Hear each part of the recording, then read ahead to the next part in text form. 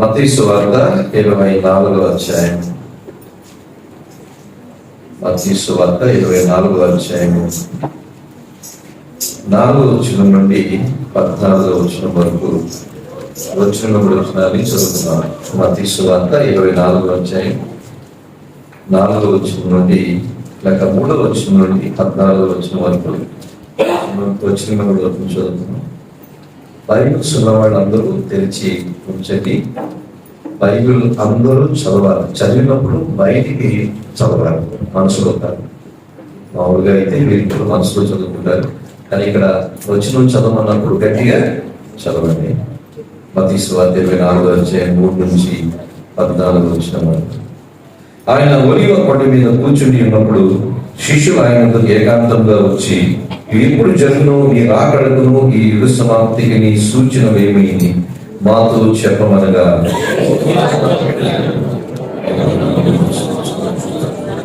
అది ఇక్కడ నా పేరు వచ్చి నేనే క్రీస్తునని చెప్పి పలువురిని మోసపరిచెదరు.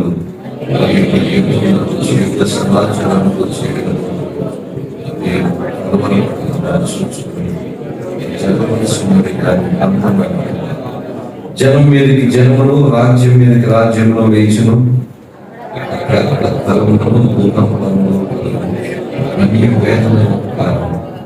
అప్పుడు జనులు మిమ్మల్ని శ్రమల పాలు చేసి చంపెదరు. మీరు నా నామం నిమిత్తము సకల జనుల చేత ద్వేషించబడుదురు.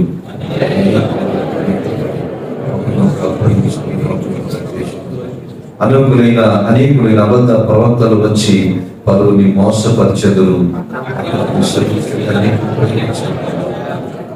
అంతవరకు సహించిన వాడిలో వాడి రక్షించబడును.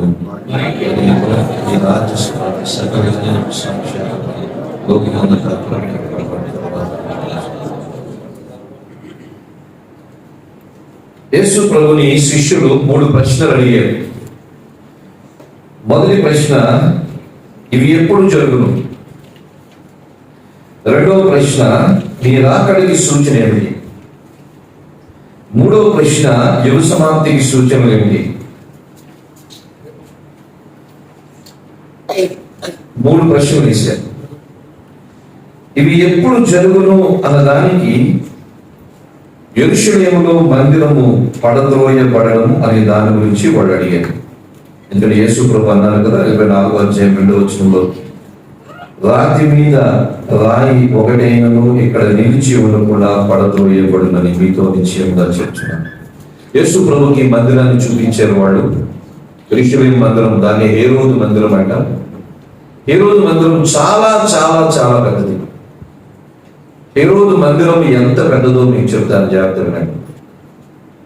హేరోదు మందిరం యొక్క కట్టడకి వాడబడిన కొన్ని రాళ్ళు, ఒక రాయి సైజ్ చెప్తున్నారు, 40 అడుగులు పొడుగు దరిదాపు. హేరోదు మందిరానికి వాడబడిన రాయి పొడుగు 40 అడుగులు, 40 feet లెంగ్త్. వెడల్పు దరిదాపు 6-7 వెడల్పు, మందం 6-7 అడుగులు వెడల్పు. అంటే ఎంత పెద్ద రాయి ఆలోచించు.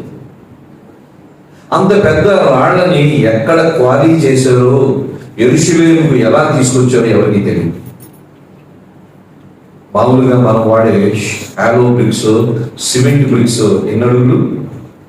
1 అడుగా 2 అడుగులు. దాని యొక్క మందం అంగుళాలు ఉంటుంది. కానీ యెరూషలేము మందిరానికి వాడబడిన రాళ్ళు 40 అడుగులు ఒక్కొక్క రాయి, మందము 6-7 అడుగులు. ఎంత మ్యాసివ్ స్టోన్ స్ట్రక్చర్స్ అన్నది. అసలు అక్కడికి రాళ్ళు ఎలా తీసుకొచ్చారో కూడా ఎవరికి తెలియదు.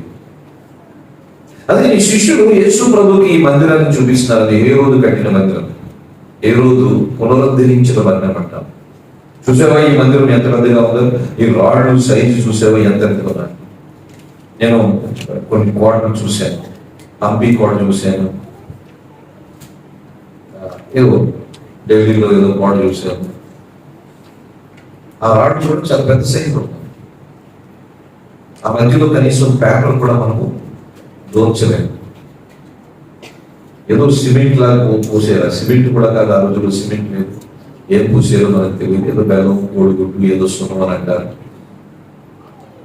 అటువంటి యెరూషలేము మందిరం ఒక్కొక్క రాయి ఆ మందిరం కట్టడానికి వాడబడింది 40 అడుగులు సైజు ఒక్కొక్క రాయి.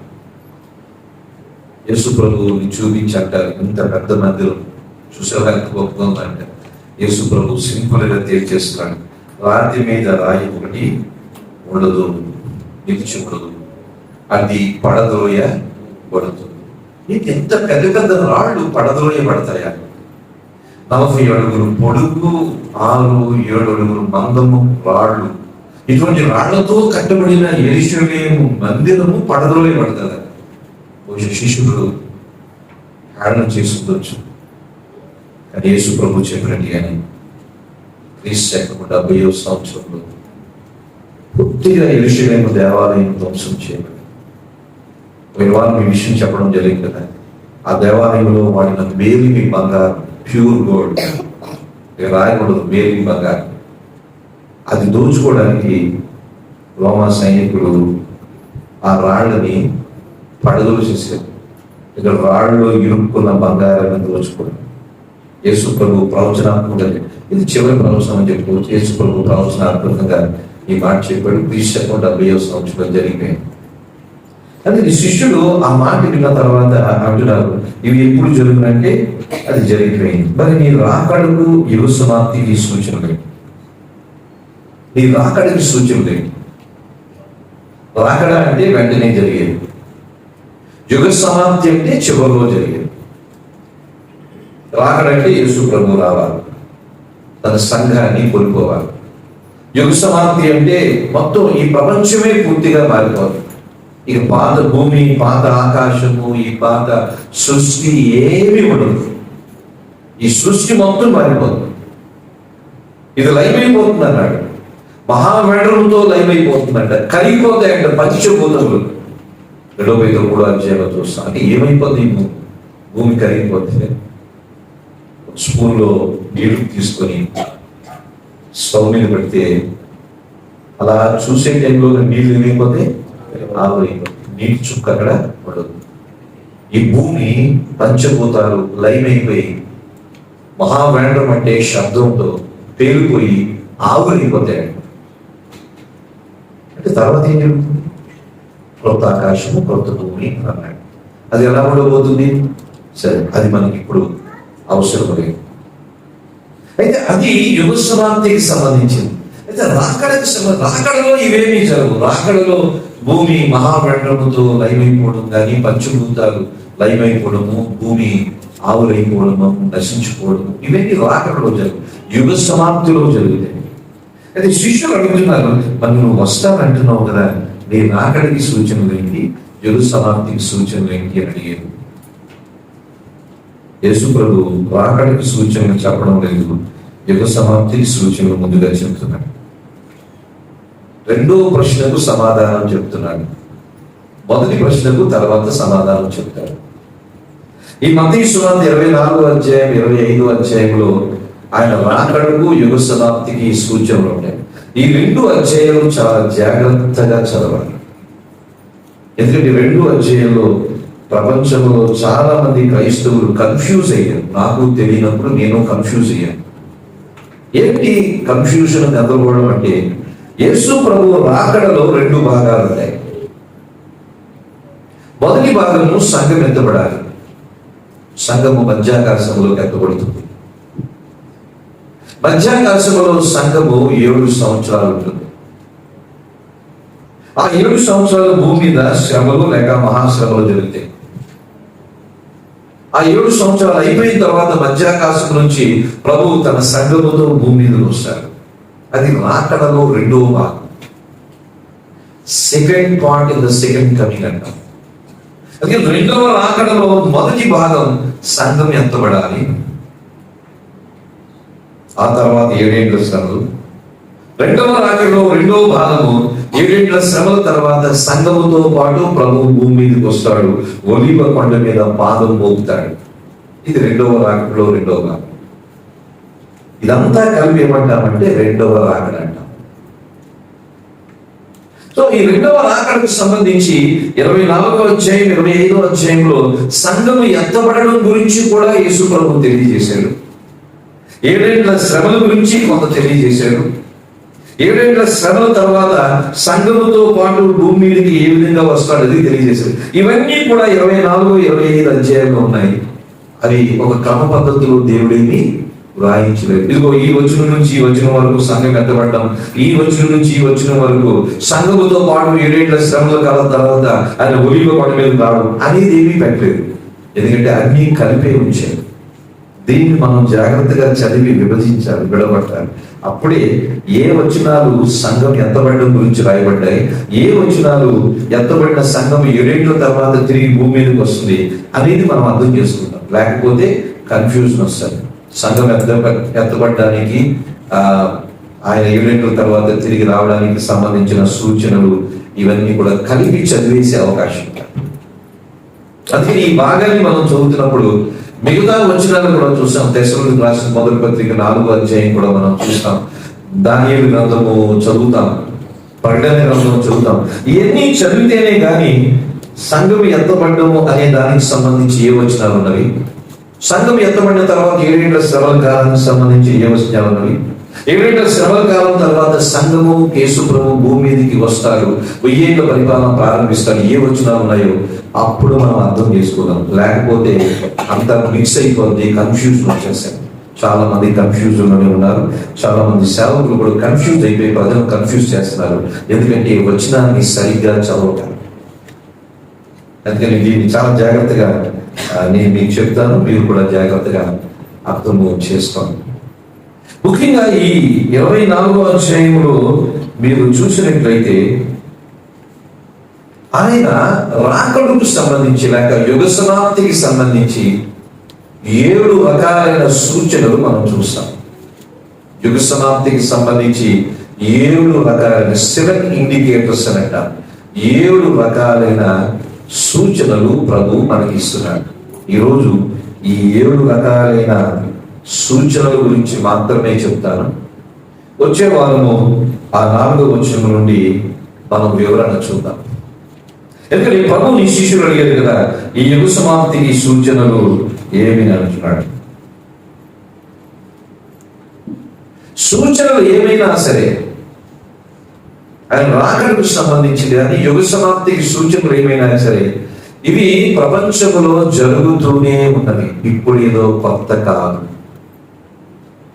గతించిన 2000 సంవత్సరాల నుంచి యేసు రాకడకి సూచనలు జరుగుతూనే ఉన్నాయి. మీకు ఒక విషయం చెప్తే ఆశ్చర్యపోతారు.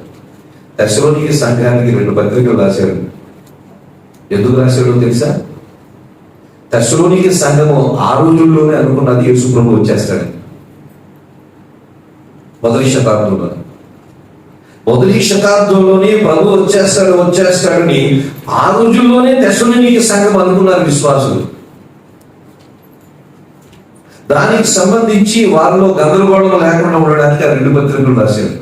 అంటే తెస్సలోనికీ విశ్వాసులు యేసు రాకడ ఉంది నమ్ముతున్నారు, వచ్చేస్తుందని 2000 సంవత్సరాల క్రితమే నమ్మారు.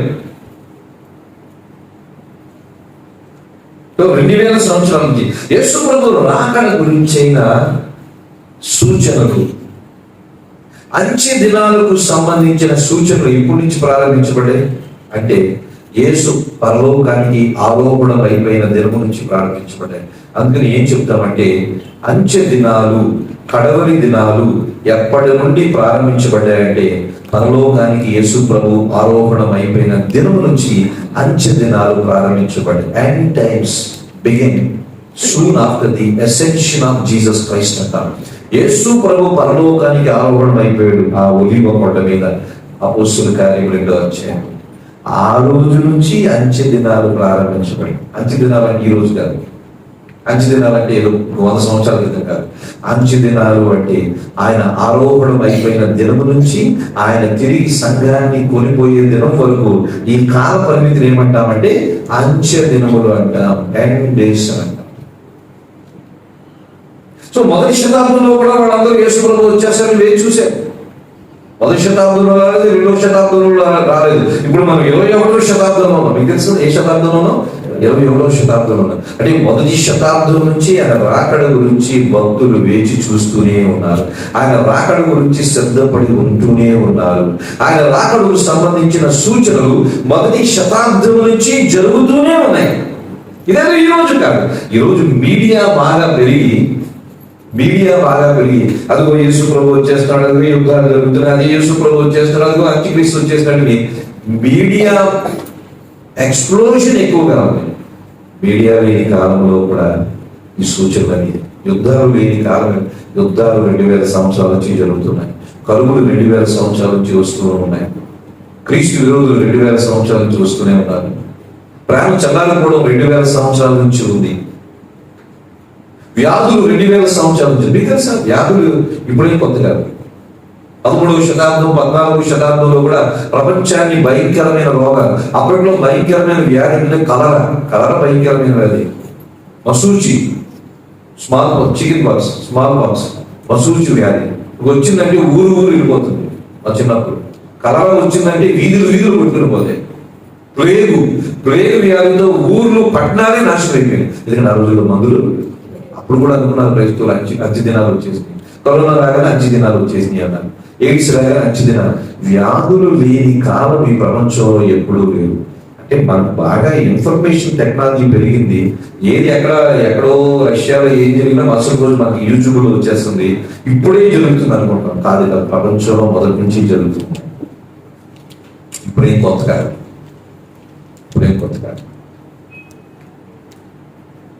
కరోనాలో చనిపోయిన వారి కన్నా ప్లేగ్ చనిపోయిన వాడు ఎక్కువ ఉన్నారు. కరోనాలో చనిపోయిన వారి కన్నా మలేరియా ద్వారా చనిపోయిన వాడు, మలేరియా కలరా వచ్చినప్పుడు ఏం జరిగేదంటే, చనిపోయిన వాళ్ళు పాతిపెట్టడానికి వెళ్ళి పాతిపెట్టి వచ్చినప్పుడు పాతిపెట్టిన వాళ్ళు మళ్ళీ చనిపోయేవాడంటే.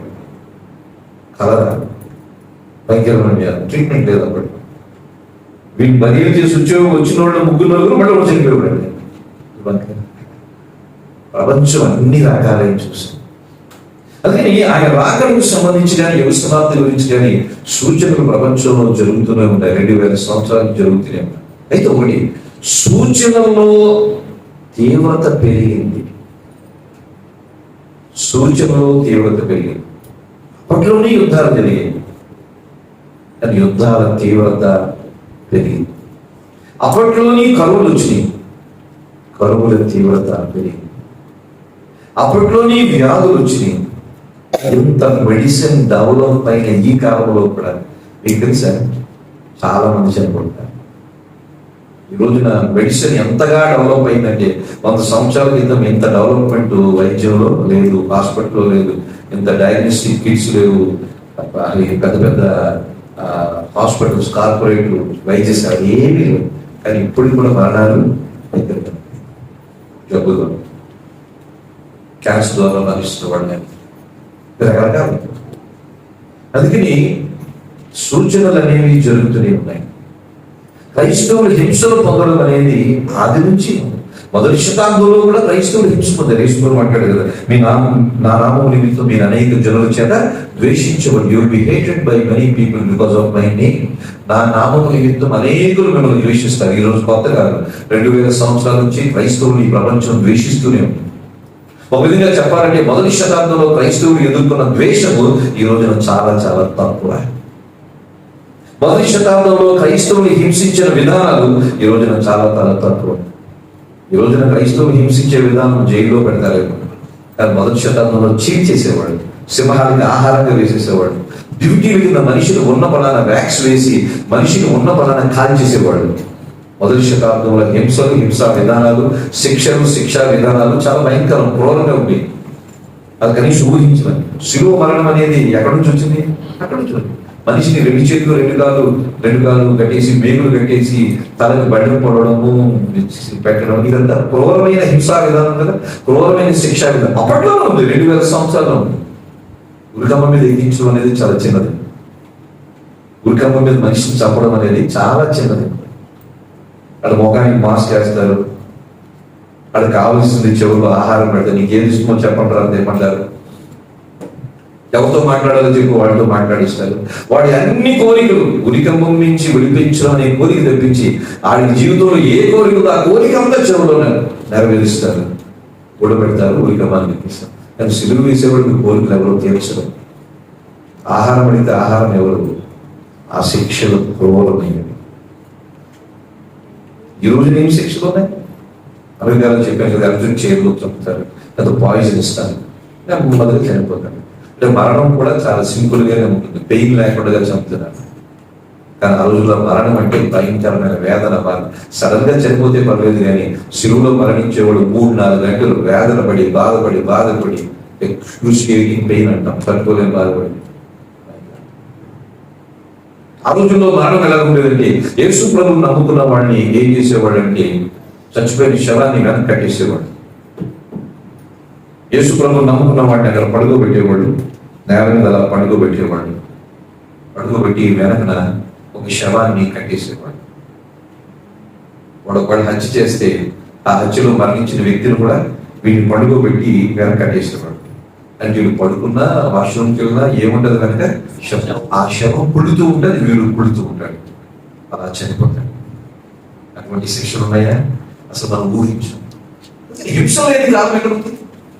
క్రైస్తవులు హింసించబడని కాలం ఏదంటే నాకు తెలియదు, సంఘ చరిత్ర తెలియక ఇప్పుడు ఏదో హింసలు, ఇప్పుడు ఏమి హింసలు ఉన్నాయి? దోమకాడినాటి హింస.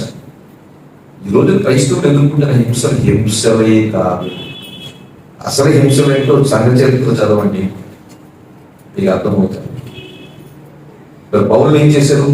చిరఛేదనం చేశారు, పీక నరికేశారు పౌలు. హింస అంటే అది. యాకోబుని ఏం చేశాడు? చిరఛేదనం చేశాడు. యేసు ప్రభు 12 మంది అపోస్తులను కూడా రకరకాలుగా, ఒక అపోస్తుని అయితే పంచుకుంటగానే 2 కాళ్ళని గుర్రాన్ని కట్టేసి గుర్రాన్ని వదిలేశాడు. ఒక అపోస్తుని 2 కాళ్ళు కట్టేసి ఆ తాడు చివరిని గుర్రాన్ని కట్టేశారు. గుర్రం ఏం చేస్తుంది? ఈడ్చుకుంటూ వెళ్తారు. అపోస్తులుడు మరణం, అపోస్తులు అటువంటి భయంకరమైన హింసలు ఉన్నాయి. 12 మంది అపోస్తులు హతసాక్షులు ఎలాగ హతసాక్షులు అయిపోయారు? పుస్తకాలు ఉంటాయి, చదవండి. చదివితే కొంచెం భయం రావాలి క్రైస్తవులు. మనం అనుకుంటాం మనకు వచ్చే వైరల్ ఫీవరే, మనకు వచ్చే టైఫాయిడ్ ఫీవరే, మనకు వచ్చే ఇవే పెద్ద శ్రమ. పెద్ద శ్రమే కాదు, శ్రమ అనే దానికి అర్థం కూడా లేదు. ఈరోజు మార్టైన్స్ బుక్ ఉంటుంది, హతసాక్షులు అనే పుస్తకం ఉంటుంది, చదవండి. ఒళ్ళు గదులు పాటు వస్తుంది. ప్రభువు కొరకు వాడు ఎలా జీవించారు, ఎలాగ మరణం కొరకు అప్పగించబడి. స్టెఫెన్ విషయంలో తెలుసు కదా, రాళ్ళు పెట్టి కొట్టి బతుకున్నాడు మీద రాళ్ళు పెట్టి రాళ్ళు కొడుతూ ఉంటే చచ్చిపోయే వరకు రాళ్ళు వేసి కొడుతూ ఉంటే ఎలా ఉంటుంది మరణం? అది హింస. ఇప్పుడే హింసలు ఉన్నాయి. యేసు ప్రభు కొరకు మనం చేసిన త్యాగం ఏముంది? అసలు యేసు ప్రభు కొరకు ఈరోజు క్రైస్తవులు చేసే త్యాగం ఏముంది? వాళ్ళలో 3 రోజులు మీటింగ్లకి రాదు ఈ క్రైస్తవులు. ఇంకేం త్యాగం చేస్తారు ఈ క్రైస్తవులు? రాళ్ళు పెట్టి కొడతామంటే వస్తారు ఈ క్రైస్తవులు. యేసు ప్రభువుని ఎప్పుడూ వదిలేస్తారు ఈ క్రైస్తవులు. భక్తిలోనే సిన్సియారిటీ, నిజాయితీ లేదు ఈ క్రైస్తవులకి. క్రైస్తవులు అంటే నేను జనరల్ గా చెప్తున్నా, ఎక్కడ భక్తిలో యథార్థత లేదు, ఈ భక్తిలో ఎక్కడ సిన్సియారిటీ లేదు. దేవుని దగ్గర ఎస్కేప్ మెంటాలిటీతో ఉన్నారు. ఎక్కడ దేవుడు అంటే భయం లేదు, ఎక్కడ దేవుడు అంటే. ఒక వ్యక్తి గురించి నేను విన్నాను, జిమ్ బేకర్ అనే వ్యక్తి. జిమ్ బేకర్ అనే వ్యక్తి తను దేవుణ్ణి బాగా ప్రేమించేవాడు. ఒకప్పుడు ప్రపంచంలో చాలా ప్రఖ్యాతి గాంచిన వాడు. అతని గురించి చరిత్ర ఏం చెప్తుందని, ప్రపంచ ప్రఖ్యాతి గాంచిన జిమ్ బేకర్ గురించి. జిమ్ బేకర్ ఒకసారి విలేజ్ లో ప్రశ్నించారంట, డూ యు లవ్ జీసస్? యేసు ప్రభువుని ప్రేమిస్తున్నావు అంటే, యేసు అంటే నాకు బాగా ఇష్టం, యేసు ప్రభువుని బాగా ప్రేమిస్తున్నాను. నేను ప్రేమించావా? ప్రేమిస్తాను. ఈ రోజు ప్రేమిస్తాను, రేపు ప్రేమిస్తాను. యేసు అంటే నాకు బాగా ఇష్టం, కానీ యేసు అంటే భయం ఉందా అని లేదన్నాడు. Love is there but no fear of God. ఈరోజు క్రైస్తవులకి ఏంటో చెప్పంటారా? దేవుని ప్రేమించేవాడు ఉన్నారు, కానీ దేవుని భయపడేవాడు అప్పుడు కూడా అప్పుడు వీడిని జనరల్ గా అంటున్నాను నేను పేరు. దేవుని ప్రేమించేవాడు ఉన్నారు, కానీ దేవునికి భయపడేవాడు లేదు క్రైస్తవులు. దేవునికి భయపడేవాడు అంటే క్రైస్తవం ఎందుకు ఎలా దుర్వ్యచన స్థితిలో ఎందుకు ఉంటారు? వేషధారణ ఎందుకు ఉంటారు? నటన ఎందుకు ఉంటారు? దేవుడు అంటే ఎక్కడ సిన్సియారిటీ. వాక్యం అంటే ఎవరికి ఇష్టం లేదు. అంత అఠాసం కావాలి, అంత ఆర్భాటం కావాలి, అంత మోసం కావాలి. ఎందుకంటే దేవుడిని ప్రేమిస్తున్నారు, కానీ దేవుడు అంటే భయం there is no fear of God, but there is love of God with the people. Gym గారు అంటాడు, ఆయన వివేకం దేవుడిని ప్రేమిస్తున్నాడు, నేను బాగా ప్రేమిస్తున్నాను. మరి ఏంటి నీలో ఉన్న లోపం ఏంటని అడిగితే నాకు దేవుని అంటే భయం లేదు అన్నాడు. ఈరోజు ప్రజలు దేవుడిని ప్రేమిస్తున్నారంటే ప్రేమిస్తారు. ఎందుకు ప్రేమిస్తారు? అవసరం పూర్వం. ఎందుకు ప్రేమిస్తారు? అవసరం. దేవుడు అంటే భయం చాలా మందికి. అందుకని 2000 సంవత్సరాల నుంచి క్రైస్తవ్యానికి హింసలు ఉన్నాయి. 15వ శతాబ్దంలో, 16వ శతాబ్దంలో, 17వ శతాబ్దంలో పెట్రోల్ పోసి తగలబెట్టేశారు. విలియం టిండేల్ అనే ఆయన తగలబెట్టేశారు. బైబిల్ తర్జుమా చేశాడని. ఎవరు తగలబెట్టింది? రోమన్ క్యాథలిక్సే. హిందువులు కాదు. ప్రొటెస్టెంట్స్ కి రోమన్ క్యాథలిక్స్ కి ఆ రోజుల్లో పడేది కాదు. ఎందుకంటే వాక్య సత్యం అందరికీ తెలియకూడదు. ఆలస్యం. రోమన్ క్యాథలిసిజానికి ఆ రోజుల్లో, ఈ రోజు కాదు. ఈ రోజున క్యాథలిసిజంలో చాలా ఉద్యోగం వచ్చింది. యేసు ప్రభుని ప్రేమిస్తున్నారు, యేసు ప్రభుని నమ్ముకోమని అంటున్నారు. ఈరోజు చాలా క్యాథలిజంలో ఇప్పుడు చాలా మార్పు వచ్చింది. కానీ ఒక 500-600 సంవత్సరాల క్రితం సంస్కరణ వచ్చేటప్పటికి క్యాథలిసిజం అంటే భయంకరం. ప్రొటెస్టెంట్లు అందరినీ చెప్పేవాడు. హింసలు ఉన్నాయి, కరువులు ఉన్నాయి, యుద్ధాలు ఉన్నాయి, భూకంపాలు ఉన్నాయి. అసలు ప్రపంచంలో ఒక 2000 మీరు చూసినట్లయితే పాంపీ అనే సిటీ ఉండేది. రోమ్ లో పాంపీ అనే సిటీ ఉండేది. పెద్ద మహాపట్టణం పాంపీ అనే సిటీ. బహుశా ఆ రోజుల్లో విజయవాడ, రాజమండ్రిలా ఉండేది పాంపీ అనే సిటీ. ఆ రోజుల్లో పట్టణము, ఆ రోజుల్లో కట్టడాలు, ఈ రోజుల్లో కట్టడాలు కన్నా చాలా మ్యాసివ్, చాలా పైకి. సడన్ గా సిటీ ఆ దగ్గరలో ఉండే అగ్నిపర్వతం పేలిపోయి, ఆ అగ్నిపర్వతం లావా అంటే తెలుసు కదా, లావా అంటే రాళ్ళు కరిగి వచ్చిందే లావా అంట. రాళ్ళు అగ్ని పర్వతాన్ని కరిగి వచ్చి సిటీలో అందరూ పడుకుని ఉంటే ఆ రాళ్ళు కరిగి సిటీని మొత్తం ఉంచేస్తే ఒక్కొక్క మనిషి ఒక రాయి అయిపోయాడు. ఇప్పుడు కూడా ఆర్కియాలజీ వాళ్ళు దాన్ని చూపిస్తూ ఉంటారు. పడుకున్నట్టుగానే ఉంటాడు, రాయి అయిపోయాడు. ఎందుకంటే ఆ రాళ్ళు కరిగిపోయి మనిషిని ఉణపాన్ని ఏం చేసింది? భయంకరమైన జరిగింది, చరిత్రలో జరిగింది. అందుకని 2000 సంవత్సరాల నుంచి యేసు ప్రభు యొక్క రాకడకు సంబంధించిన సూచనలు జరుగుతూనే ఉన్నాయి. ఈ రోజు ఏమీ కొత్తగా అయితే కొంచెం తీవ్రత పెరిగింది.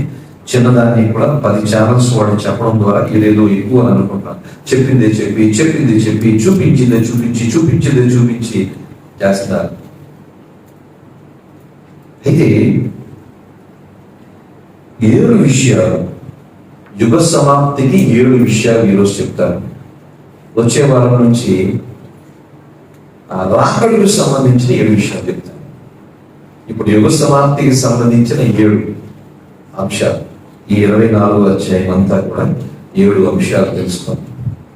వచ్చే వారం నుంచి రాకడ. ఎందుకంటే యేసు ప్రభు ఆ శిష్యులు అడిగిన ప్రశ్నకు ముందు యుగ సమాప్తి సూచనలు ఏమిటి అనే దాని గురించి అక్కడక్కడ చెప్పాడు. 24వ అధ్యాయం లైవ్లో అక్కడక్కడ చెప్పాడు. చూడండి, మొదటి మనం చూపిస్తున్నాను. చూడండి, యుగ సమాప్తికి సూచనలో మొదటి 24వ అధ్యాయం 5వ వచనంలో ఉంది. అనేకులు నా పేరిట వచ్చి నేనే క్రీస్తుని చెప్పి పలువురిని మోసం. 6వ వచనంలో యుద్ధముల గురించి, యుద్ధ సమాచారం గురించి. 7వ వచనంలో జనం మీద జనము, రాజ్యం మీద రాజ్యము. 8వ వచనంలో కరువులు, భూకంపములు. ఇవి జరుగుతాయి. ఎన్ని చూపించాడు? 1 అబద్ధ బోధకులు, 2వది యుద్ధములు, 3వది జనం మీద జనము, 3వది కరువులు, 4వది భూకంపం. ఈ 4 రకాలైన పరిస్థితులు జరుగుతూనే ఉంటాయి. ఇవన్నీ ఏమిటి? అక్కడ అంటున్నాడు కదా 8వ వచనంలో, ఇవన్నీ వేదనలకు ప్రారంభము. వేదనలు కాదు, వేదనలకు ప్రారంభం. దీన్ని ఏమంటారంటే బిడ్డ పుట్టక ముందు పురుటి నొప్పులు అన్నాడు. నొప్పులు వస్తాయి, కానీ అప్పుడే డెలివరీ వేదనకి ప్రారంభం. పురిటి నొప్పులే. ఇప్పుడైతే సిజేరియన్ చేసి ఆ నొప్పులు కూడా లేకుండా 2-3 రోజుల ముందే సర్జరీ చేసి చేస్తారు. కానీ పాతకాలంలో 1-2 రోజులు పురుటి నొప్పులతోనే పడి పడి పడి ఆ తర్వాత న్యాచురల్ డెలివరీ అయ్యేది. సో పురుటి నొప్పులు అనేది చాలా రోజులు, చాలా సమయం వస్తాయి. నొప్పి పడి పడి పడి తల్లి ఒక సమయంలో బిడ్డని కంటారు. యేసు ప్రభు దాన్నే పోల్చుతాడు, ఇవన్నీ వేదనలకు ప్రారంభము, అని అప్పుడే ఆయన వాడు. సో ఆయన రాకడకు కానీ యుగ సమాప్తికి కానీ ఈ క్రీస్తు విరోధులు వస్తారు, యుద్ధాల గురించి సమాచారం వింటాము. అంతేకాదు కరువులు వస్తాయి, భూకంపాలు వస్తాయి, వ్యాధులు వస్తాయి. ఇవి పొరికి నొప్పులే, అంతము కాదు. ఇవన్నీ జరుగుతూనే ఉంటాయి. దీన్ని లేబర్ పెయిన్స్ అంటారు. ఇవన్నీ జరగాలి, కొంతకాలం జరగాలి, కొంతకాలం పొరికి నొప్పులు రావాలి, ఒక టైపులో డెలివరీ అవుతాయి. ఇవన్నీ జరుగుతూ ఉంటే జరుగుతూ ఉంటే జరుగుతూ ఉంటే ఒక రోజు యేసు ప్రభు సంఘం గురించి వస్తాయి, మధ్యాహ్నం వస్తాయి. సో ఇప్పుడు జరుగుతుంది ఏంటంటే లేబర్ పెయిన్స్, పురుటినప్పుడు. ఇది మొదటిది.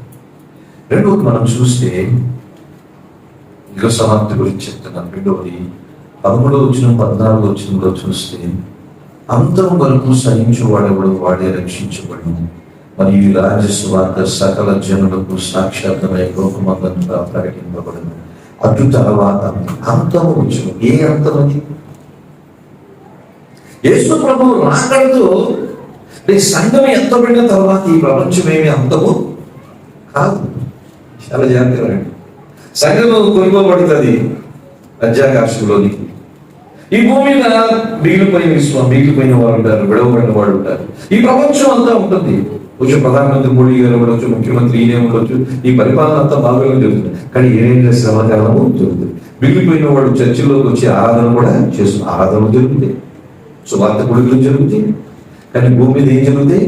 7 శ్రమల కాలం ఉంటారు. సంఘము ఎత్తబడమే అంతము కాదు. సంఘము ఎత్తబడిన తర్వాత ఎప్పుడూ అంతము వస్తుంది. ఈ సంఘం ఎత్తబడిపోయిన అంతం కాదు, దానికి చాలా టైం. అయితే రెండవది మనం చూసినట్లయితే అంతం ఎప్పుడు వస్తుందంటే సంఘం ఎత్తబడిన తర్వాత కాదు. సంఘం ఎత్తబడిన తర్వాత భూమి మీద 7 శ్రమల కాలం జరుగుతుంది. శ్రమల కాలము మహాశ్రమల కాలం అంటాం. 3.5 సంవత్సరాలు శ్రమలు ఉంటాయి, మిగిలిన 3.5 సంవత్సరాలు మహాశ్రమలు ఉంటాయి. అంటే శ్రమలే తీవ్రత పెరుగుతూ ఉంటాయి. 7 బోర్లు అంటాము, 7 ముద్రలు అంటాము, 7 బోర్లు అంటాము, 7 పాత్రలు అంటాము. ఈ శ్రమల తీవ్రత పెరుగుతూ పెరుగుతూ పెరుగుతూ ఉంటుంది.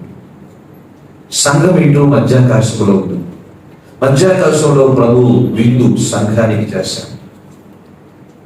ఈ భూమి మీద 7 శ్రమలు మహాశ్రమలు జరుగుతాయి. విడవబడిన వాళ్ళందరూ ఏం జరుగుతాయో, ఎలా జరుగుతాయో తర్వాత మనం చూస్తాం. ఆ 7 శ్రమల తర్వాత యేసు ప్రభు సంఘముతో పాటు భూమి మీదకి వస్తాడు. వచ్చి 1000 ఏళ్ళు భూమిని పరిపాలన చేస్తాడు.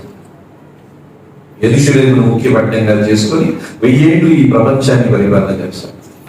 1000 ఏళ్ళ తర్వాత 1000 ఏళ్ళ వరకు అపవాదం ఏం చేస్తాడైనా బంధిస్తాడు, బయటస్తాడు. 1000 ఏళ్ళ వరకు అపవాదం బంధించబడతాడు. సో ఈ భూమి మీద అపవాది కార్యకలాపాలు 1000 ఏళ్ళు ఉండవు. 1000 ఏళ్ళు అద్భుతంగా ఉంటుంది. ఇది పరలోకానికి సంబంధించిన పరిపాలన. 1000 ఏళ్ళ పరిపాలన తర్వాత అపవాదిని కొంతకాలం ప్రభు ఏం చేస్తాడు? విడిపిస్తాడు. మళ్ళీ వాడు మోసం చేస్తాడు. ఆ తర్వాత ప్రభు అపవాదిని ఏం చేస్తాడు? నరకముల అగ్నిగుండంలో అప్పుడు అంతం వస్తుంది. అప్పుడు కొత్త ఆకాశం, అప్పుడు అంతం వస్తుంది. సో అంతం రావడానికి ముందు సంఘం ఎత్తబడాలి. 7 సంఘము మధ్యాకాశంలో ఉంటుంది. ఆ తర్వాత 7 భూమి మీద శ్రమలు మహాశ్రమలు జరుగుతూ ఉంటాయి. ఆ తర్వాత యేసు ప్రభు సంఘముతో పాటు భూమి మీదకి వస్తారు. తర్వాత 1000 పరిపాలన చేస్తారు. అపవాది బంధించబడతారు. 1000 తర్వాత అపవాదిని విడుదల చేస్తారు. వాటి వల్ల కొంతమందిని మోసం చేస్తాడు. ఆ తర్వాత అపవాదిని ఆయన పూర్తిగా శిక్షించి నరకంలో వేస్తాడు. అక్కడితో అంతం అనేది వస్తుంది. సో చాలా జరగవలసింది ఇవన్నీ కూడా. అందుకని అంతం వరకు సహించువాడు. అంతం వరకు సహించువాడు అంటే ఎవరు? సంఘం ఎంతబడే వరకు సహించాలి. ఒకవేళ పొరపాటున మిగిలిపోయిన వాళ్ళు ఎవరైనా ఉంటే 7 శ్రమల కాలంలో కూడా ఏం చేయాలి? సహించాలి. ఎందుకు దేవుడు ఈ మాటలు రాయించాడు? అంతవరకు సహించాలి. ఇప్పుడు ఒకసారి సంఘం ఎత్తబడిపోయిన తర్వాత నిజమైన విశ్వాసులందరూ ఈ భూమి మీద ఉండరు, మధ్యాకాశంలో వెళ్ళిపోతారు. ఇక విశ్వాసులు మధ్యాకాశంలో వెళ్ళిపోయిన తర్వాత భూమి మీద ముద్రలు విప్పబడడం, బోర్లు మోదడం, భూమి మీద రకరకాలుగా ఈ కార్యాలన్నీ జరగడం, భయంకరమైన విపత్తులు జరగడం, వాటితో మనకు సంబంధం లేదు కదా. ఎందుకంటే మనం భూమి మీద ఉన్నాం కదా, భూమి మీద ఉన్నాం కదా. అది వడగళ్ళు పుడతాయి, యుద్ధాలు అవుతాయి, భూకంపాలు వస్తాయి, సునామీలు వస్తాయి. రానివ్వండి, మనకేం పని? మనం భూమి మీద ఉన్నాం కదా. మనం ఏమంటాం? మధ్యాకాశం.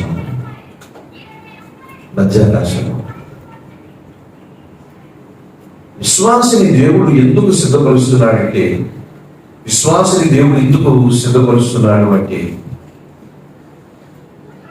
అంతం వరకు సహించేవాళ్ళు కొంతమంది రాకడలో ఆ సంఘం ఎత్తబడే టైంలో లేకపోయినా, సంఘం ఎత్తబడిపోయిన తర్వాత కూడా చాలా మందిని దేవుడు రక్షిస్తాడు. ప్రకటన గ్రంథంలో చాలా మందిని దేవుడు రక్షిస్తాడు. అది ప్రకటన గ్రంథం ధ్యానంలో మనం చూసాం.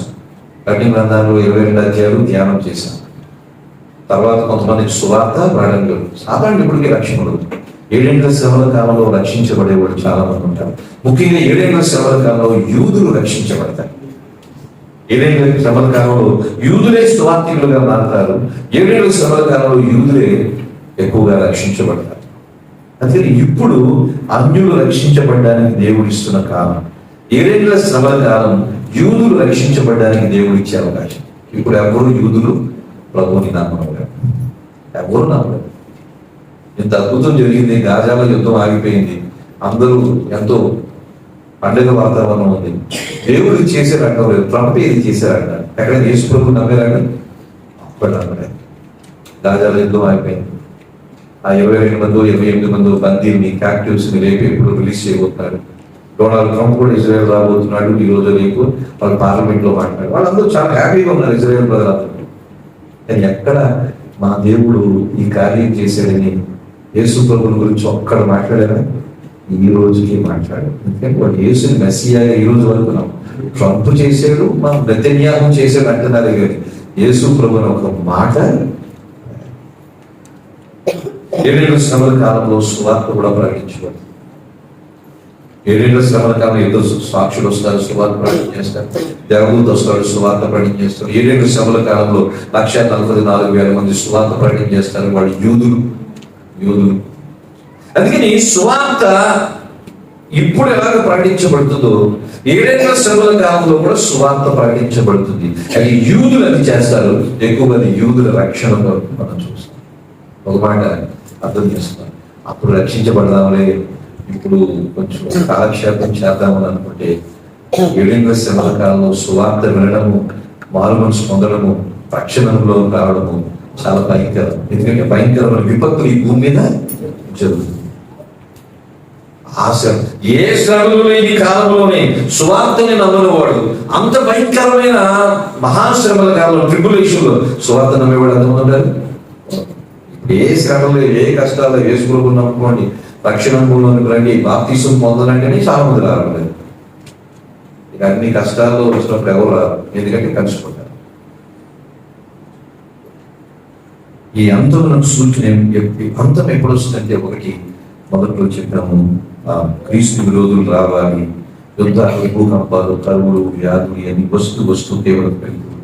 రెండవది అంతం ఎప్పుడు వస్తుందంటే 7 శ్రమల తర్వాత 1000 ఏళ్ల పరిపాలన తర్వాత అంతం వస్తుంది. రెండవది అంతం ఎప్పుడు వస్తుందో చెప్తున్నాను.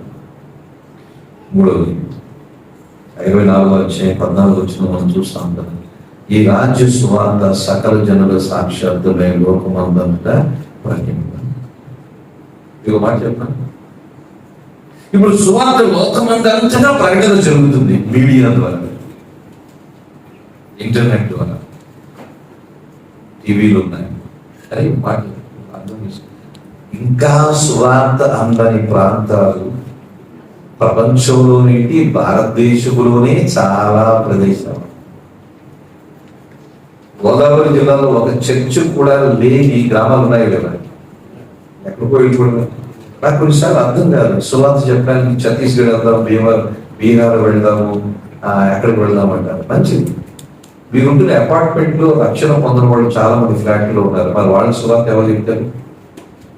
అందరూ బీహార్లో సువార్త కదా, బీహార్లో సువార్త, ఛత్తీస్గఢ్ లో సువార్త, రాజస్థాన్ లో సువార్త, ఎక్కడో సువార్త అని వెళ్తున్నారు.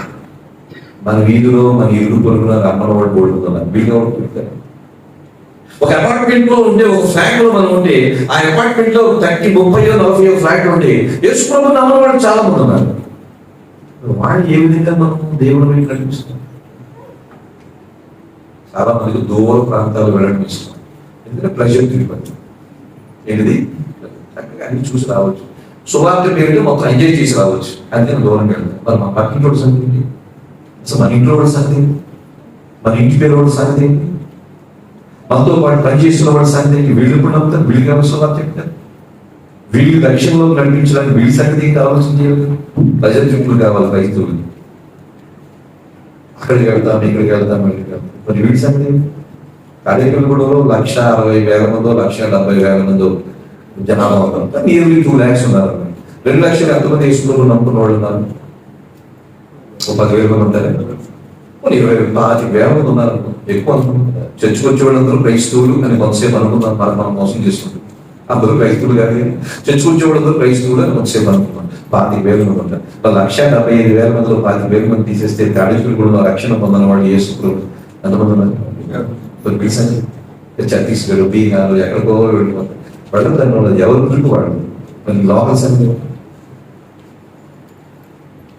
అదే సువార్త ప్రకటన జరుగుతుంది. కానీ అంత్యకాలంలో ఇంకా సువార్త విస్తరిస్తుంది. ఈ రాజ్య సువార్త సకల జనుల సాక్షాత్మే లోకమంతటా ప్రకటించబడింది. ఇప్పుడు టీవీ ఛానల్స్ ఉంది. మీకు మాట చెప్పండి, క్రైస్తవ టీవీ ఛానల్స్ చూసేది క్రిస్టియన్స్, హిందువులుగా చూస్తారు. రక్షణ టీవీ ఛానల్స్ హిందువులు చూస్తారు. అసలు ఆ ఛానల్ని సబ్స్క్రైబ్ వాళ్ళు వాళ్ళ ఛానల్స్ వాళ్ళు సబ్స్క్రైబ్ చేసుకుంటారు. మన క్రైస్తవ ఛానల్స్ అని క్రైస్తవులకే, హిందువులకి ఏమి ఎవరో పొరపాటున హిందువులు ఛానల్ పెట్టి ఏదో విని ఇంకో టీవీ ఛానల్ ద్వారా సాక్ష్యం ద్వారా నేను రక్షణ పొందేను అన్నవాడు నాకు ఇంతవరకు కనబడలేదు. మీకు ఎవరైనా కనబడితే సంతోషం. నేను అన్న చూడలేదు. ఫలానా క్రిస్టియన్ ఛానల్ ద్వారా యేసుప్రభు దేవుడిని తెలుసుకున్నాను, నేను పాపని తెలుసుకున్నాను, నా పాపాలకి యేసుప్రభు శిలువలో రక్తం చిందించడం తెలుసుకున్నాను, ఫలానా క్రైస్తవ ఛానల్ ద్వారా అన్నది లేదు, అనడం లేదు. అంతగా ఏమి క్రిస్టియన్ ఛానల్స్ చూస్తాను. ఈ రోజులు అందరికి డిష్లు వచ్చినాయి కాబట్టి దేనికి దానికి సబ్స్క్రిప్షన్ అలవాటు. సో సువార్త జరుగుతుంది. కానీ అంత్య దినముల్లో చివరికి యుగ సమాప్తిలో జరిగే సువార్త చాలా విస్తారంగా ఉంటుంది.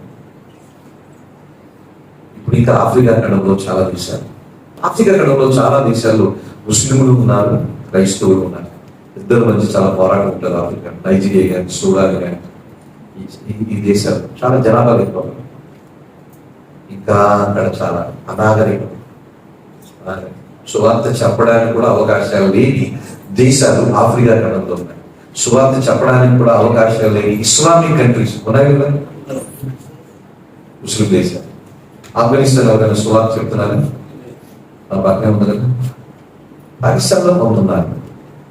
Afghanistan, Turkmenistan, Kazakhstan. మనం ప్రార్థన చేస్తా ఉన్నాం కదా, దేశాల పేర్లు మిమ్మల్ని వాడతారు. అందుకని సర్వ ఇక్కడ ఏమో రాయబడింది, ఈ రాజ్య సువార్త సకల జనుల సాక్షాత్మే లోకమందంతటా ప్రకటింపబడను. ఇంకా అది జరగలేదు. అది ఇంకా జరగలేదు. ఆఫ్ఘనిస్తాన్ దేశంలో ఒక చర్చ కూడా లేదు. తుర్క్మెనిస్తాన్ దేశంలో ఒక చర్చ లేదు. అవన్నీ ముస్లిం దేశాలు. అక్కడ క్రైస్తవులు ఉన్నారు. అసలు నార్త్ కొరియాలో క్రైస్తవులు ఒక్కడైనా ఉన్నాడు? నార్త్ కొరియాలో ఉన్నారంటున్నారు. చర్చలు లేవు, రహస్యంగా ఉన్నారంటున్నారు. దాని గురించి ఎవరికి తెలియదు. అది మూయబడిన దేశం. It's a close nation. క్రైస్తవులు అన్నవాడిని, బైబుల్ అన్నదాన్ని అక్కడ అనుమతించరు. కిమ్ అనేవాడు ఉంటాడు, మనకు తెలుసు, బాగా న్యూస్లో వస్తుంది. కానీ అంత్యకాలంలో ఒక రోజున ఆ సువార్త ఇంకా విస్తారం. ఈరోజు జరుగుతున్న సువార్త ప్రపంచం అంతటికీ చేరలేదు. ఒక ఆయన ఈ విధంగా అంటాడు, కోకోకోలా తెలియనోడు ప్రపంచంలో ఎవరు లేరంట, యేసు ప్రభువుని తెలియనోడు మాత్రం ప్రపంచంలో ఇంకా ఉన్నారంట. ఇంకా అలా చూస్తారు. కోకో కోలా, పెప్సీ తెలియని వాడు ప్రపంచంలో ఏ దేశంలో లేదంట. ఈ డ్రింక్స్ ప్రపంచంలో చాలా వ్యాప్తి చెందింది, మల్టీనేషనల్ అమెరికా వాడు. కానీ యేసు ప్రభు తెలియని వాడు ప్రపంచంలో ఇంకా చాలా మంది. అంత్యకాలంలో జరిగే మూడోది ఏంటండి, ఇంకా సువార్త విస్తారంగా ప్రకటించబడి. అదే ప్రకటన గ్రంథం 14:6 చూస్తాం. యూదులకి ఇప్పుడు వెళ్ళి సువార్త చెప్పే అవకాశం ఎవరికి? యూదుల్లో వచ్చి కొంతమంది రక్షించబడ్డారు. అది యూదుల్లో క్రైస్తవులు ఎంతమంది అంటే 0.1%. యూదుల జనాభా ఎంత? 1 కోటి. కోట్లో 0.1% అంటే ఎంతమంది క్రైస్తవులు? 1,00,000 మంది. చూడండి, నాట్ ఈవెన్ 1%. 99 వరకు అందరూ యూదులే, క్రైస్తవులు కాదు. క్రైస్తవులు కాదు. యూదులు మనం ప్రేమిస్తాం, కానీ వాళ్ళు క్రైస్తవులు ప్రేమిస్తాం. యూదులు మనవారే అనుకుంటారు, కానీ వాళ్ళు మనవారు అనుకోరు. యూదుల్లో ఇంకా 1% క్రిస్టియన్స్ కూడా లేదు. 1% కూడా లేదు. ఇంకా 99% యూదులు యేసు ప్రభు నమ్మలేదు. 99% యూదులకి సువార్త కూడా అందలేదు. ఎందుకంటే వాడు సువార్త వినరు. యేసు ప్రభుని మెస్సియాగా వాళ్ళు నమ్మరు. ఎక్కడికో వెళ్ళిపోయేందుకు మన యూదులే యేసు ప్రభు నమ్మలేదు. కానీ ఒక రోజున ప్రకటన గ్రంథం 14:6-7 ప్రకారం యూదుల్లో ఒక ఉజ్జీవాన్ని దేవుడు తీసుకుని వస్తాడు. యూదుల్లో నుంచే సువార్తికులు లేస్తారు. అదే సువార్త ఇంకా ప్రపంచవ్యాప్తం అంతా ప్రకటించబడి, ఇంత మీడియా ఉన్నా అది కొన్ని ప్రాంతాలకి సంబంధించి. చెప్పాను కదా, క్రైస్తవ ఛానల్స్ ఇన్ని ఉన్నాయి, ఇన్ని యూట్యూబ్ ఛానల్స్ ఉన్నాయి, కానీ అన్ని క్రైస్తవులు చూస్తారు, హిందువులు చూడరు.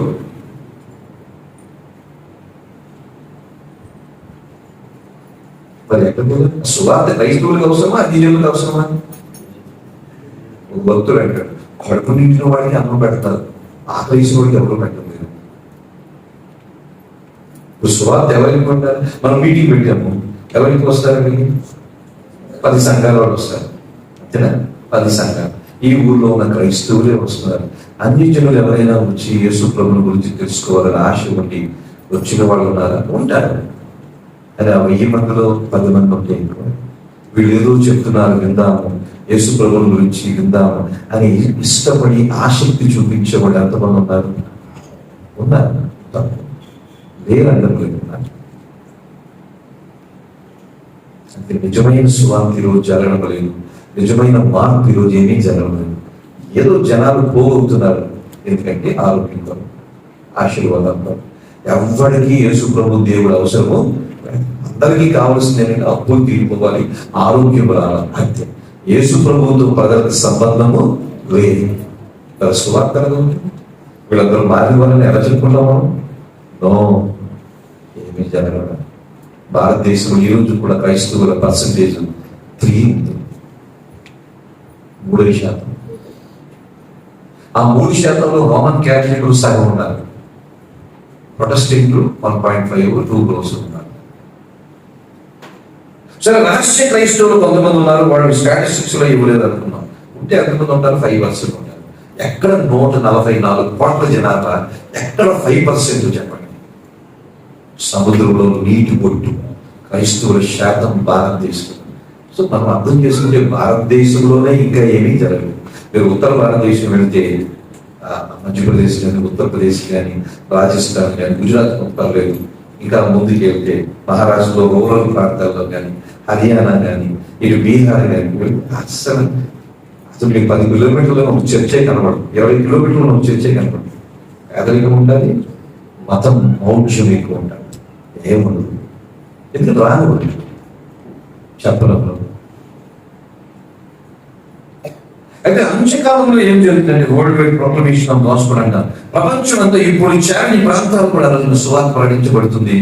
అప్పుడు ఇంకా యూదుల్లో కూడా రక్షణ వస్తుంది. అంత్యకాలానికి సంబంధించి సూచన ఒకటి మనం చూసాం, క్రీస్తు విరోధులు వస్తారు. రెండవది శ్రమల తర్వాత, మహాశ్రమల తర్వాత, 1000 ఏళ్ల పరిపాలన తర్వాత అంతం వస్తుంది. మూడవది అంతం ఎప్పుడు వస్తుంది? సువార్త సకల జనులకి ప్రకటించబడాలి. ఇప్పుడు ప్రకటించబడుతున్న సువార్త సరైన సువార్త కాదు. రెండవది, ఇప్పుడు ప్రకటించబడుతున్న సువార్త ప్రపంచంలో అందరికీ ఇంకా అందలేదు, భారతీయులకే అందలేదు, తాడేపల్లి కూడా చాలా మందికి అందలేదు. యేసుప్రభు ఎవరో తెలుసు, కానీ సువార్త అంటే చాలా మందికి తెలియదు. 24:15 అంతం ఎప్పుడు వస్తుందండి? 24:15. కాబట్టి ప్రవక్త అయిన దానియేలు ద్వారా చెప్పబడిన నాశనకరమైన ఏ వస్తువు పరిశుద్ధ స్థలంలో నిలిచేటప్పుడు మీరు చూడగానే చదువుబాటు గ్రహించుకున్నారు. అంటే నేనేమంటానంటే అబామినేషన్ ఆఫ్ డిసొల్యూషన్ అంట. హేయమైన వస్తువు దేవుని పరిశుద్ధ స్థలంలో పెట్టాలి, మందిరంలో పెట్టాలి. ప్రస్తుతానికి మందిరమే లేదు, యెరూషలేములో మందిరమే లేదు. కానీ ఒక రోజున మందిరం కట్టబడుతుంది. చాలా జాగ్రత్తగా, ఒక రోజున మందిరం కట్టబడుతుంది యెరూషలేములో. దానికి ఏదో ప్రయత్నాలు జరుగుతున్నాయని వాళ్ళు వీళ్ళు చెప్తూ ఉంటారు. అది ఎంతవరకు నిజమే, ఎంతవరకు అబద్ధం మనకి ఏమి తెలియదు. ఇక్కడ యూట్యూబ్ ఇచ్చోడు చాలా మంది ఉన్నారు. వ్యూవర్షిప్ కొరకు ఎన్ని అబద్ధాలు కూడా చెప్పేవాడు క్రైస్తవులు చాలా మంది ఉన్నారు. ఏది నమ్మకండి? మీరు వెళ్ళి యెరూషలేము వెళ్ళి చూస్తే నమ్మండి, యూట్యూబ్ చూసే నమ్మండి. సోషల్ మీడియా అంతా కూడా క్రైస్తవత్వంలో కూడా చాలా మోసం చేస్తుంది సోషల్ మీడియాలో. ఒక రోజు యెరూషలేములో దేవాలయం కట్టబడుతుంది.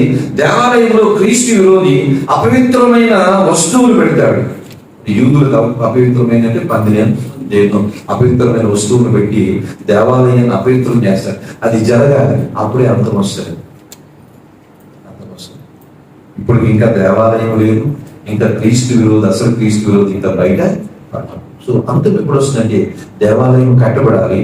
దేవాలయంలో ఆ అతి పరిశుద్ధ స్థలంలో అపవిత్రమైన వస్తువు బలిగా అర్పించాలి. అప్పుడు యూదులు నిజమైన మెస్సియా ఎవరో గుర్తిస్తారు, క్రీస్తు విరోధి ఎవరో గుర్తిస్తారు. అప్పుడు గొప్ప పోరాటం, అప్పుడు అంతం వస్తుంది. సో అది ఇంకా జరగదు, అంతమే. ఇక నీ వాక్యం నుంచి చెప్తాను. తర్వాత మనం చూసి 24:29-30 చూస్తాం. 24:29-30 మనం చూస్తే ఆది మన శ్రమ ముగిసిన వెంటనే అర్థం ఏంటంటే, శ్రమ ముగిసిన అంటే 7 శ్రమల కాలం ముగిసిన వెంటనే చీకటి సూర్యుని కప్పును, చంద్రుడు కాంతిని, ఆకాశం నుండి నక్షత్రములు రాను, ఆకాశం అందరి శక్తులు కనిపించ. ఎప్పుడు శ్రమలు ముగిసిన తర్వాత, అంటే 7 శ్రమల కాలం తర్వాత సూర్యుడు నల్లరైపోతాడంట. సూర్యుడు వెలుగు, చంద్రుడికి వెలుగలేదు. సూర్యుడికి కాంతి లేకపోతే చంద్రుడికి కాంతి ఎక్కడ నుంచి వస్తుంది? సూర్యుడు చీకటి అయిపోతాడు, చంద్రుడు చీకటి అయిపోతాడు, నక్షత్రాలు పయనించుతుంది, పడిపోతుంది.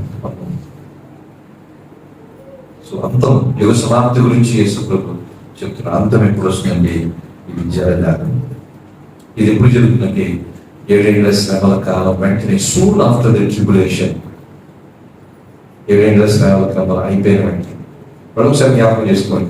7 శ్రమల కాలానికి ముందు సంఘం ఏమైపోద్ది? ఎత్తబడుతుంది. సో మనం భూమి మీద ఉండము.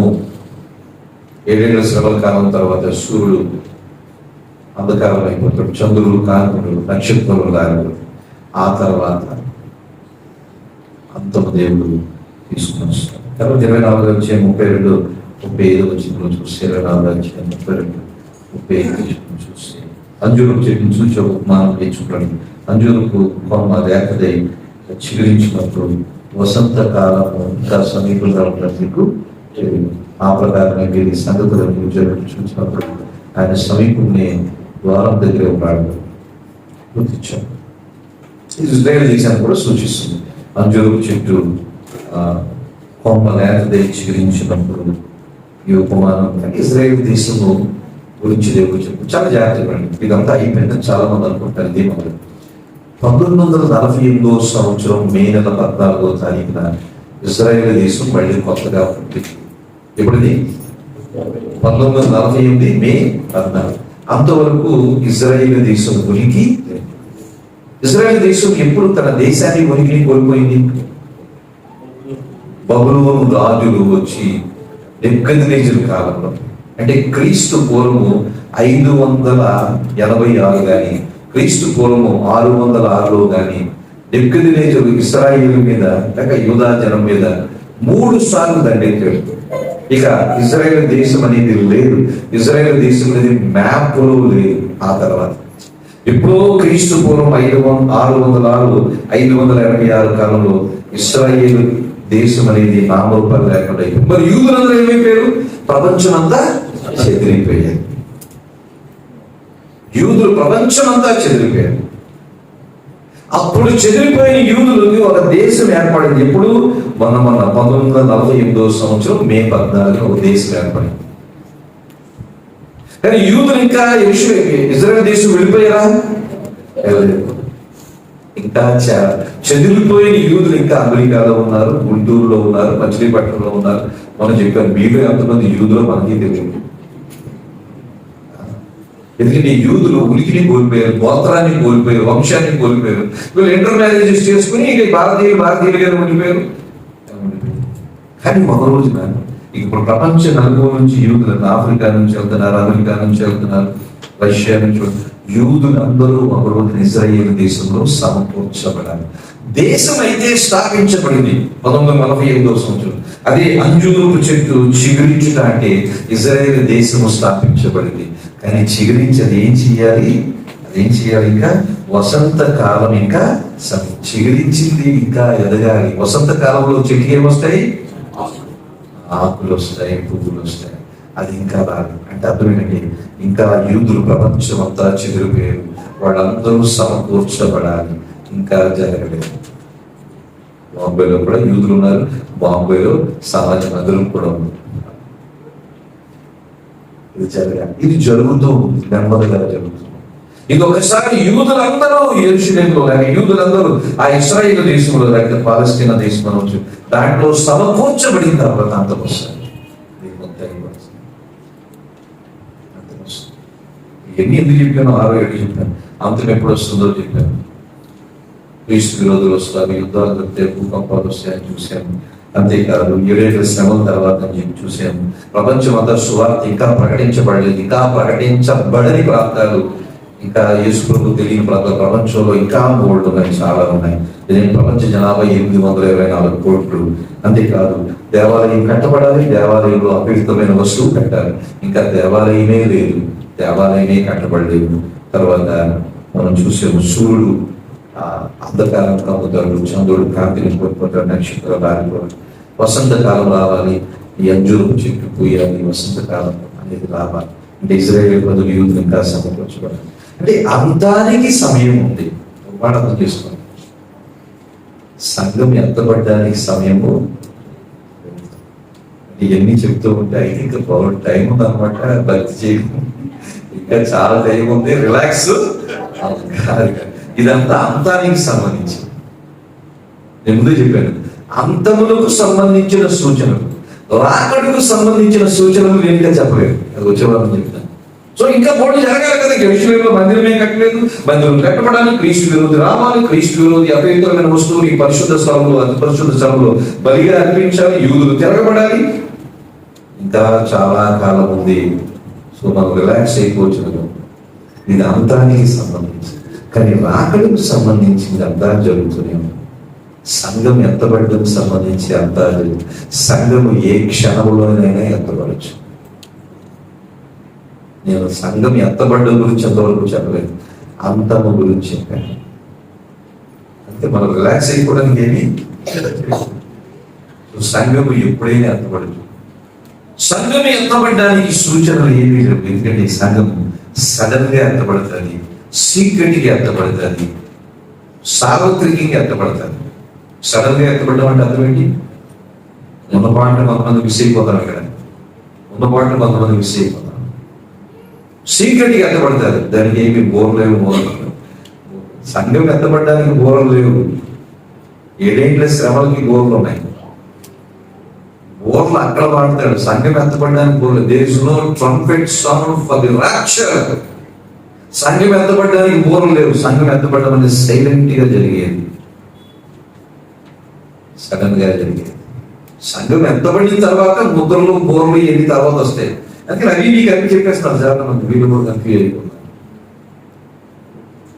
బోర్లకి, ముద్రలకి సంఘం ఎత్తబడడానికి సంబంధము లేదు. ముందు సంఘం ఎత్తబడాలి, తర్వాత ముద్రలు, బోర్లు, పాత్రలు ఇవన్నీ తర్వాత వస్తాయి. సో వాటి గురించి ముందే వెళ్ళిపోకండి. ముందు ఎత్తబడ్డం జరగాలి. ఎత్తబడ్డం ఎప్పుడు జరుగుతుందో తెలియదు. ఎత్తబడ్డం అనేది సడన్ గా జరిగేది, ఎత్తబడ్డం అనేది సీక్రెట్ గా జరిగేది, ఎత్తబడ్డం అనేది సార్వత్రికంగా జరిగేది. సార్వత్రికం అంటే ప్రపంచంలో ఉన్న క్రైస్తవులు అందరూ ఒక రోజున మిస్ అయిపోతారు.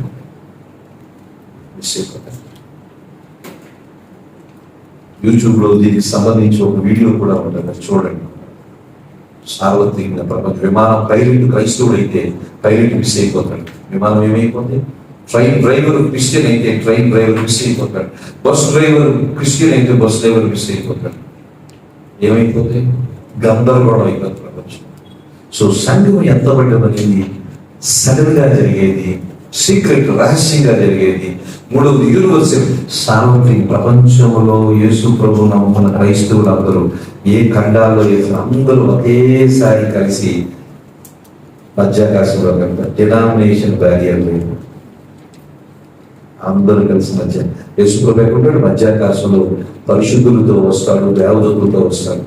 వాళ్ళు పై నుంచి కిందకు వస్తారు, మనం కింద నుంచి పైకి వెళ్తాం, అందరూ మధ్యలో కలుస్తారు. ఈ మధ్యలో ఏడేళ్ళు ఉంటాం, కింద శ్రమలు మొదలవుతాయి. అదే సంఘం ఎంతపడడానికి సూచనలు ఏమీ లేవు. సంఘం ఏ రోజైనా ఎంతపడవచ్చు, అది ప్రమాదకరం. దానికి ఇప్పుడు మనం సిద్ధపడాలి. It is a signless event, secret event, it's a universal event అంటారు రాప్చర్. మనం ఎందుకు సిద్ధపడాలంటే రెండవ రాకడలో మొదటి భాగానికి సిద్ధపడాలి. మొదటి భాగమే ఎత్తబడుట. అది సడన్ గా జరిగిపోతుంది.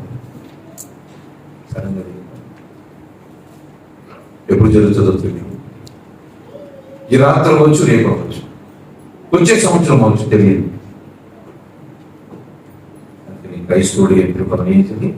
సో నేను ఈరోజు చెప్పింది అంతముకు సంబంధించిన అధ్యాయంలో ఉన్న కొన్ని సూచన. అంతం జరగక ముందు సంఘం ఏమవ్వాలి? ఎత్తబడాలి. అది ఎప్పుడైనా జరగచ్చు. ఎలా ఉన్నాం మనం? చర్చ వస్తున్నాం, అలవాటుగా వాక్యం వింటున్నాం, అలవాటుగా కానుకలు పడేస్తున్నాం, దేవుడి పేదవాడని అలవాటుగా ఏదో భక్తిని తూతూ మంత్రంగా చేసేస్తున్నాం. చాలా సీరియస్నెస్ ఇక్కడికి కాదు, ఎక్కడ లేదు. నేను పెడుతున్నాను కదా మీటింగ్స్.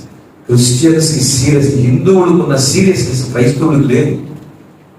క్రైస్తవులు భక్తి సీరియస్ చేసే ఆదివారం అనేది ట్రెడిషన్, అలవాటు కాకుండా ఎక్కడ వాక్యానికి విలువ లేదు, జీవితానికి విలువ లేదు. మనం అలా ఉండొద్దు. ఎత్తపడ్డం అనేది ఏ టైంలోనైనా జరగవచ్చు. Maybe tonight, maybe tomorrow. అంతం సరిగ్గా తర్వాత నువ్వు ఎత్తపడాలి.